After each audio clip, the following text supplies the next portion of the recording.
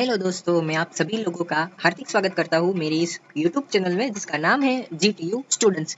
तो friends, students की requirement थी कि specially bachelor of engineering semester 7 का जो इंस्ट्रूमेंटेशन एंड कंट्रोल इंजीनियरिंग यानी कि ICE में जो सेमेस्टर 7 में सब्जेक्ट है उसके रिगार्डिंग सिलेबस डिस्कशन के लिए वीडियो बनाए। जैसे मैंने सबसे पहले सेमेस्टर 7 में जो मैकेनिकल इंजीनियरिंग ब्रांच थी उसके रिगार्डिंग वीडियो बनाया था, तो उसमें बहुत अच्छा रिस्पॉन्स मिला था।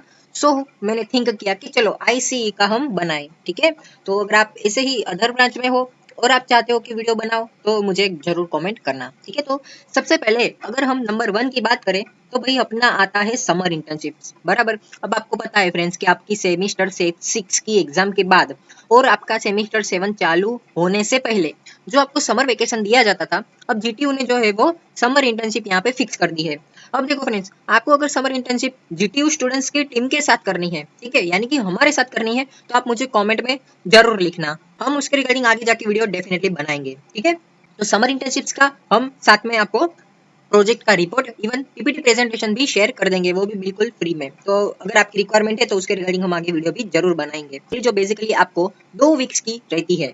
ठीक है, तो ये मैंने सिंपली बात कर ली अपनी समर इंटर्नशिप का। देन आफ्टर हम अगर सब्जेक्ट्स की बात करें तो कौन सा सब्जेक्ट आपको कोर रहेगा, यानी कि वो डेफिनेटली आएगा। ठीक है, तो देखो पहले नंबर पे आता है आपका सब्जेक्ट डिजिटल सिग्नल प्रोसेसिंग। बराबर, जो कि क्रेडिट की अगर हम बात करें तो 3 क्रेडिट का है। देखो friends, always keep in mind that कि जितना क्रेडिट ज्यादा होगा उसमें उसमें आप ज्यादा मेहनत करोगे, ठीक है, तो आपके SPI उतने अच्छे बढ़ेंगे। ठीक है, जैसे कि यहाँ पे 3 क्रेडिट है, सो हम नॉमिनल इसको कंसीडर कर सकते हैं। बट रिमेंबर दैट के ऐसा नहीं है कि भाई आपको फेल ही हो जाना है। ठीक है, always keep in mind that कि पास तो होना ही है, बट जिसमें ज्यादा क्रेडिट होंगे, जैसे कि आगे इलेक्टिव जो सब्जेक्ट है उसमें आप देखोगे तो 4 क्रेडिट है। ठीक है, तो उसके हिसाब से आप ज्यादा मेहनत करोगे तो आपका SPI जो है वो इंक्रीज होगा। देन आफ्टर अगर हम प्रोफेशनल कोर 2 की बात करें तो ये है एडवांस कंट्रोल थियरी। इसका क्रेडिट की अगर हम बात करें तो 4 क्रेडिट है। ठीक है, तो इसमें आपको ज्यादा मेहनत करने की जरूरत है क्योंकि ये एडवांस सिस्टम है। ठीक है, ये दोनों ही वैसे देखने जाए तो इम्पोर्टेंट है सब्जेक्ट। तो ये तो हो गए 2 सब्जेक्ट। अब तीसरा सब्जेक्ट अगर हम बात करें तो देखो instrumentation for agriculture and food processing, ये आपका ओपन इलेक्टिव 3 है। और दूसरा आता है ऑटोमोटिव इंस्ट्रूमेंटेशन। ठीक है, अगर as you are instrumentation and control engineer, मैं आपको सजेस्ट करूंगा कि आप ऑटोमोटिव इंस्ट्रूमेंटेशन ले। ठीक है, क्योंकि ये totally related to your ICE। ठीक है, अगर आपको अपनी इंस्टीट्यूट अपॉर्चुनिटी देती है कि ये 2 में से आपको अगर चूज करना है तो मेरा सजेशन रहेगा ऑटोमोटिव इंस्ट्रूमेंटेशन ले। ठीक है, दूसरा अगर हम बात करें तो ओपन इलेक्टिव 4।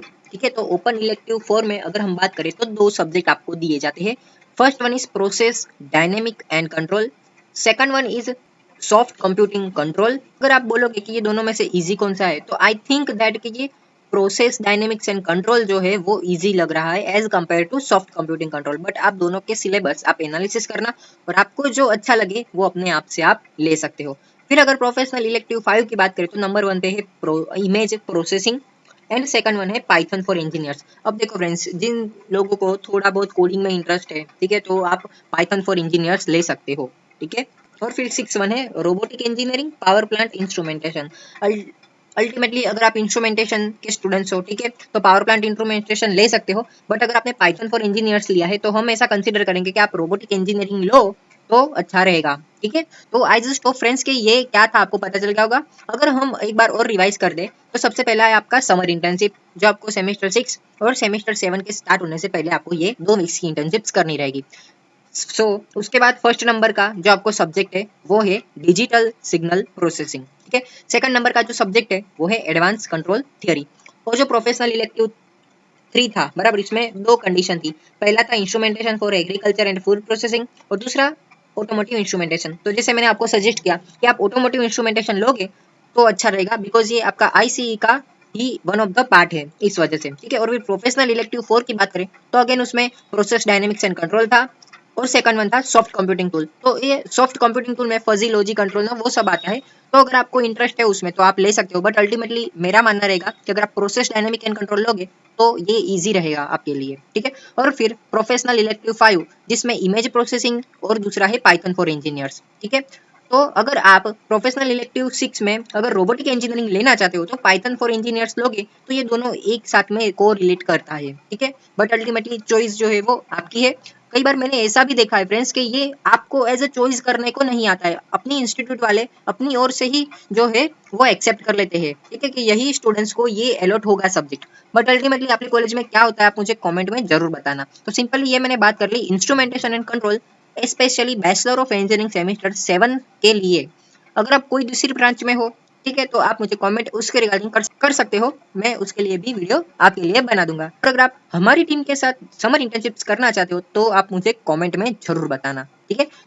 और मेन ये क्वेश्चन घणे बहुत सारे स्टूडेंट्स के माइंड में रहता है कि समर इंटर्नशिप जो है वो उसका वाइवा कब होगा। तो सेमेस्टर 7 वाइवा रहेगा, ठीक है। सेमेस्टर 7 में आपका एक्सटर्नल वाइवा जब रहेगा तो उसके साथ ही समर इंटर्नशिप की ये जो आपने 2 वीक की इंटर्नशिप की थी उसी का वाइवा साथ में रहेगा, ठीक है। तो ये क्वेश्चन भी आपके माइंड में से दूर हो गया। तो कैसी लगी वीडियो आप मुझे जरूर कमेंट करना। Thank you so much for watching this video. Please do like share and subscribe this channel.